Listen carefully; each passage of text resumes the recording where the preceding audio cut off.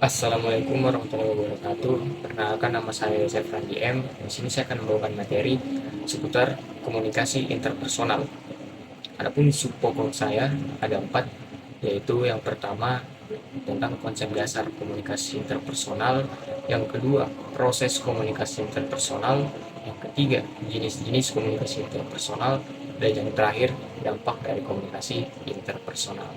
Untuk konsep dasar, saya di sini mempunyai dua pokok. Yang pertama, apa itu komunikasi interpersonal? Dan yang kedua, apa tujuan dan fungsi dari komunikasi interpersonal? Maka dari itu, teman-teman silahkan dengar baik-baik penjelasan dari saya. Nah, yang pertama, apa sih komunikasi interpersonal itu? Jadi, komunikasi interpersonal adalah proses pertukaran informasi, ide, pendapat, dan perasaan yang terjadi antara dua orang atau lebih. Komunikasi ini bisa terjadi secara tatap muka, melalui telepon, pesan singkat, email, atau media sosial lainnya. Adapun tujuan dan fungsi dari komunikasi interpersonal adalah yang pertama, membangun dan memelihara hubungan.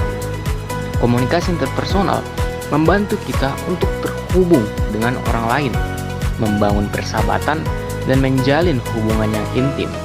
Yang kedua, berbagi informasi.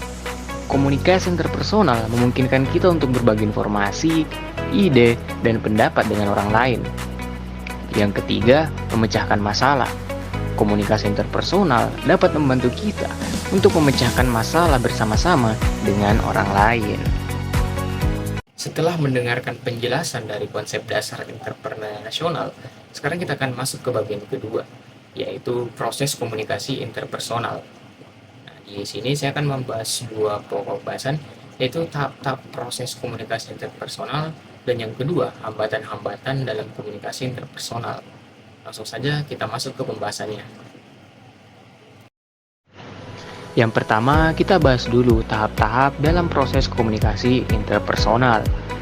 Tahap komunikasi interpersonal umumnya dibagi menjadi beberapa tahap, yaitu yang pertama, tahap awal atau initiating.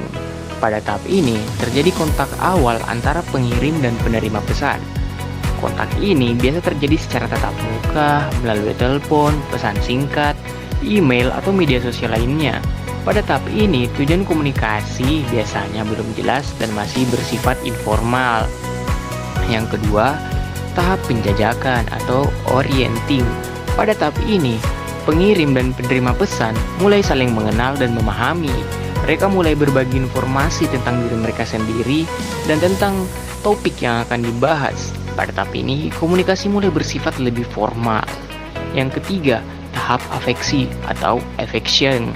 Pada tahap ini, pengirim dan penerima pesan mulai mengembangkan hubungan yang lebih dekat. Mereka mulai saling terbuka dan jujur satu sama lain. Komunikasi pada tahap ini bersifat lebih personal dan emosional. Yang keempat, tahap stabilisasi atau stabilizing. Pada tahap ini, pengirim dan penerima pesan telah mencapai kesepakatan tentang hubungan mereka. Mereka tahu apa yang diharapkan satu sama lain dan bagaimana mereka akan berkomunikasi satu sama lain. Berkomunikasi pada tahap ini bersifat lebih stabil dan predictable. Yang kelima, tahap pemutusan. Pada tahap ini, hubungan antara pengirim dan penerima pesan berakhir. Hal ini bisa terjadi karena berbagai alasan, seperti kematian, perceraian, atau perpindahan tempat tinggal. Komunikasi pada tahap ini bersifat lebih formal dan impersonal. Adapun hambatan-hambatan yang dapat mengganggu proses komunikasi interpersonal yaitu yang pertama, hambatan fisik. Hambatan fisik dapat berupa jarak, kebisingan, atau gangguan lainnya yang membuat pengirim dan penerima pesan sulit untuk berkomunikasi. Yang kedua, hambatan perseptual. Hambatan perseptual terjadi ketika pengirim dan penerima pesan memiliki persepsi yang berbeda tentang situasi atau topik yang dibahas. Hal ini dapat disebabkan oleh perbedaan budaya, nilai-nilai, atau pengalaman pribadi. Yang ketiga, hambatan semantik. Hambatan semantik terjadi ketika pengirim dan penerima pesan menggunakan kata-kata atau frasa yang berbeda maknanya. Hal ini dapat disebabkan oleh perbedaan bahasa atau latar belakang pendidikan.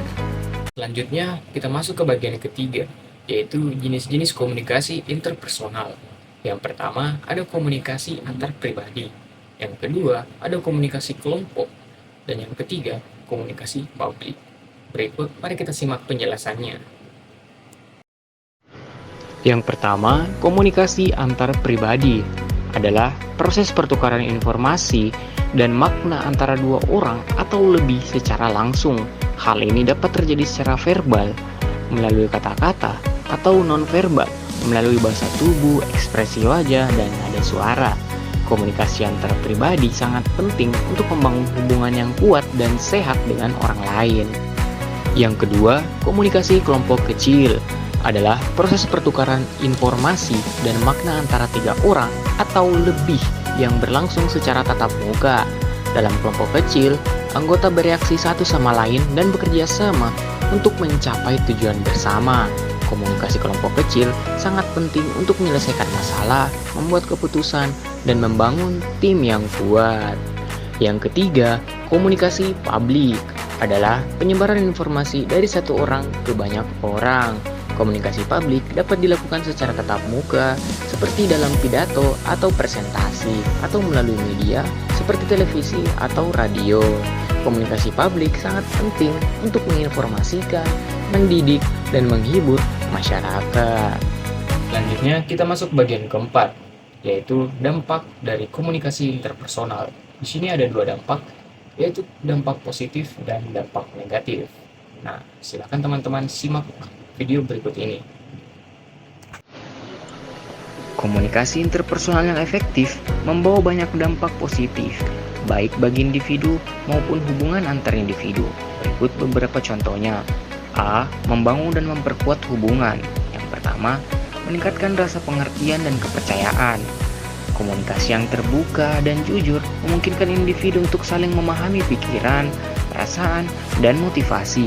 Hal ini membangun kepercayaan dan memperkuat hubungan. Yang kedua, meningkatkan rasa empati dan kasih sayang. Dengan memahami orang lain, kita dapat lebih berempati dan menunjukkan kasih sayang. Hal ini mempererat hubungan dan menciptakan rasa kedekatan. Yang ketiga, menyelesaikan konflik secara konstruktif. Komunikasi yang efektif membantu individu untuk menyelesaikan konflik dengan cara yang damai dan konstruktif. Yang keempat, meningkatkan kerjasama dan kolaborasi. Komunikasi yang baik memungkinkan individu untuk bekerja sama dan berkolaborasi secara efektif untuk mencapai tujuan bersama.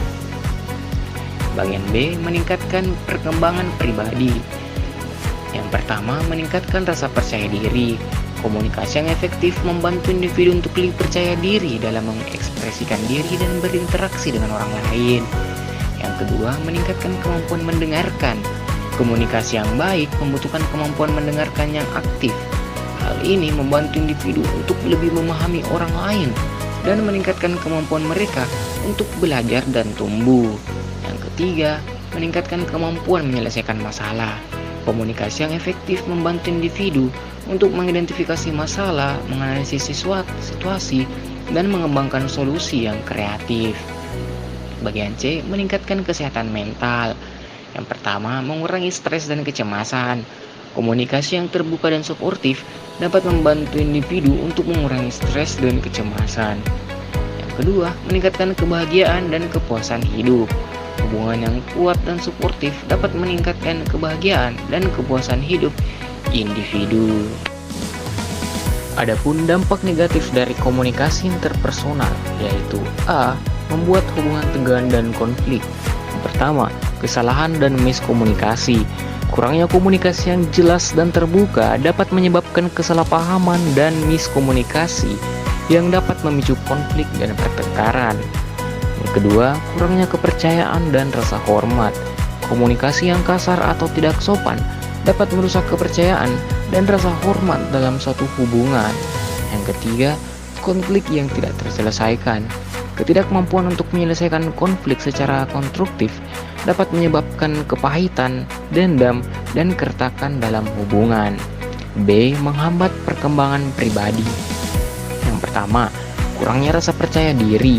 Ketidakmampuan untuk berkomunikasi secara efektif dapat membuat individu merasa tidak percaya diri dan ragu-ragu untuk mengekspresikan diri. Yang kedua, kesulitan belajar dan tumbuh. Kurangnya komunikasi yang terbuka dan suportif dapat menghambat individu untuk belajar dan tumbuh dari orang lain. Yang ketiga, kesulitan dalam pengambilan keputusan. Ketidakmampuan untuk berkomunikasi secara efektif dapat membuat individu kesulitan dalam mengambil keputusan yang tepat. Yang C, memperburuk kesehatan mental, meningkatkan stres dan kecemasan. Komunikasi yang tidak efektif dapat meningkatkan stres dan kecemasan, terutama jika individu tidak merasa tidak didengar atau dipahami. Yang kedua, depresi dan isolasi. Kurangnya hubungan yang kuat dan suportif dapat menyebabkan depresi dan isolatif. Baik, mungkin hanya itu video saya untuk komunikasi interpersonal. Kurang dan lebihnya mohon dimaafkan. Wassalamualaikum warahmatullahi wabarakatuh.